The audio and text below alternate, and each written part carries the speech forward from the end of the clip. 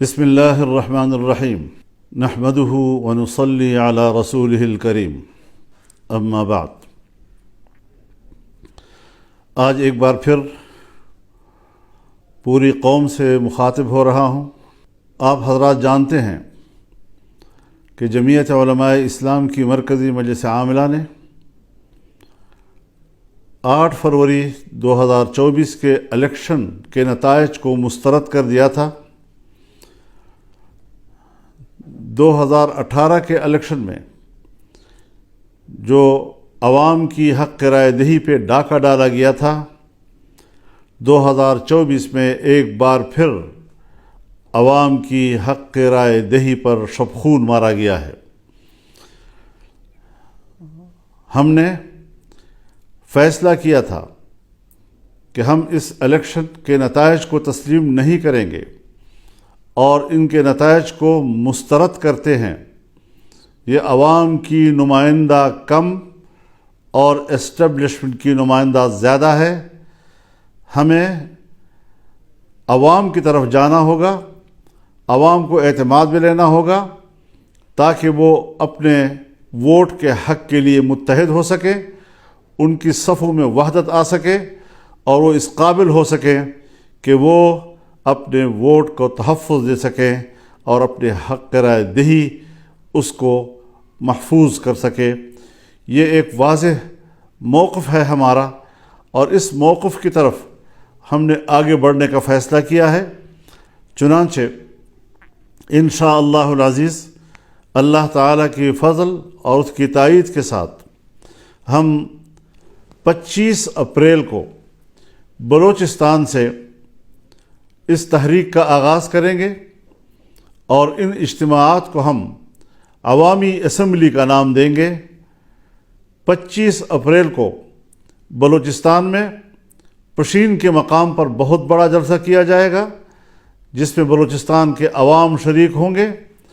اسی طریقے سے 2 مئی کو کراچی میں بہت بڑا عوامی اسمبلی کا انعقاد ہوگا اور سندھ کے عوام اس میں شریک ہوں گے۔ ہماری تیسری عوامی اسمبلی پشاور میں ہوگی اور 9 مئی کو اس کا انعقاد ہوگا جس میں صوبہ خیبر پختونخوا کے تمام لوگوں کو دعوت دی جائے گی اور اس عوامی اسمبلی میں وہ شرکت کریں گے۔ اس کے بعد ہم لاہور کے لیے تاریخ کا تعین کریں گے جہاں پر پورے ملک کو اس میں شمولیت کی اور شرکت کی دعوت دی جائے گی اور ایک بہت بڑا ایک عوامی سیلاب وہ اپنی اسمبلی کا انعقاد کرے گا۔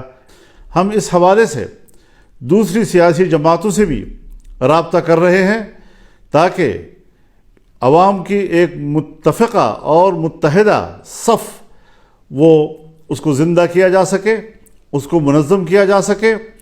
تو اس حوالے سے ہم اس شیڈول کا اعلان کر رہے ہیں اور انشاءاللہ ہمارے کارکن، ہماری تنظیمیں، ہر صوبے کی اور ماتحت تنظیمیں ان کو کامیاب بنانے کے لیے فوراً حرکت میں آئیں گی۔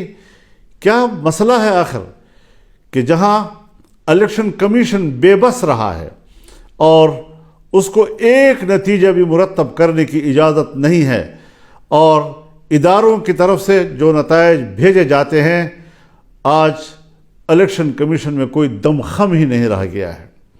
ہماری سول بیوروکریسی اس میں تو جو مداخلت ہو رہی ہے اور جو ان کے آئینی اور قانونی اختیارات ہیں اس میں بھی خفیہ ادارے اور ایجنسیاں مداخلت کر رہی ہیں جس میں احتجاج کرنے کا کوئی دم خم ہی نہیں رہا ہے۔ پہلی مرتبہ آج ہائی کورٹ کے ججز نے یہ آواز بلند کی ہے کہ ہمارے معاملات میں بھی مداخلت کی جا رہی ہے، ہمیں دھونس اور دھمکیوں سے ڈرایا جا رہا ہے اور اس پریشر میں ہم لوگوں کو انصاف نہیں دے سکتے۔ اس حوالے سے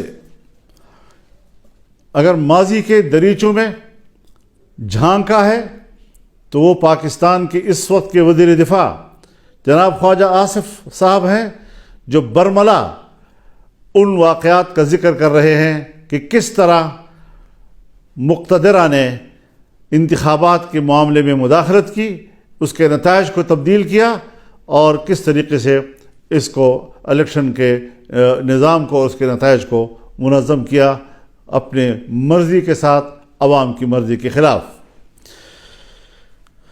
ظاہر ہے اس سارے صورتحال سے جمعیت علماء اسلام کے موقف کو تائید بھی مل رہی ہے اور تقویت بھی مل رہی ہے۔ ہمارا موقف صحیح ہے، ہم نے صحیح آواز بلند کی ہے، اور انشاءاللہ اس کو ہم آگے بڑھائیں گے۔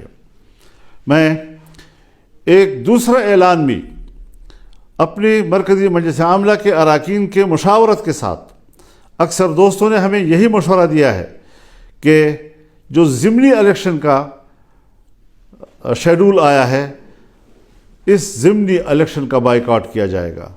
جمعیت علماء اسلام کا کوئی رکن ضمنی الیکشن میں حصہ نہیں لے گا، اور اس حوالے سے یہ بات واضح رہے کہ ہم ضمنی الیکشن چونکہ اسی الیکشن کا تسلسل ہے اور ہمیں پچھلے نتائج پر اعتماد نہیں، ہم کس طرح سے ضمنی حلقوں میں کوئی انصاف کی توقع رکھ سکتے ہیں؟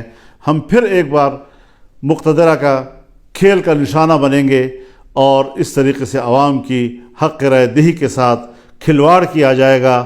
یہ بات کسی قدر ہمیں قابل قبول نہیں۔ انشاءاللہ العزیز رمضان المبارک کے بعد تحریک چلے گی، فیصلے اب ایوان میں نہیں میدان میں ہوں گے۔ اب مقتدرہ کی اسمبلی نہیں چلے گی، عوامی اسمبلی چلے گی، اور اس حوالے سے بھرپور عوامی جدوجہد کا آغاز کیا جائے گا۔ ہم اللہ سے مدد کی درخواست کرتے ہیں، دعا کرتے ہیں کہ اللہ تعالی ہمیں اس مقصد میں کامیابیاں عطا کریں، اور پاکستان کو ایک پرامن اور ایک اسلامی فلاحی ریاست کی صورت میں ہمیں دکھائے۔ میں اس بات کی وضاحت کر دینا چاہتا ہوں کہ ہماری جدوجہد وہ پرامن ہوگی، آئین اور قانون کے دائرے میں ہوگی، اور کسی قسم کا تشدد کا عنصر ہماری تحریک میں نہیں ہوگا۔ عوام کو حق پہنچتا ہے کہ وہ ملک میں احتجاج کریں اور اپنی رائے سے دنیا کو آگاہ کریں۔ آج عالمی دنیا بھی ہمارے الیکشن پر سوالات اٹھا رہی ہے، ہمارے انتخابات پر وہ اعتماد کا اظہار نہیں کر رہے، کوئی ہچکچا رہے ہیں، کوئی کسی قدر اظہار رائے کر رہے ہیں کہ پاکستان کے اس الیکشن کے نتائج پر اعتماد نہیں کیا جا سکتا۔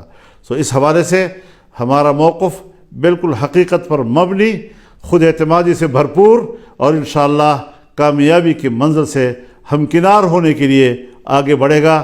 اللہ تعالی ہمارا حامی و ناصر ہو۔ وآخر دعوانا ان الحمد للہ رب العالمین۔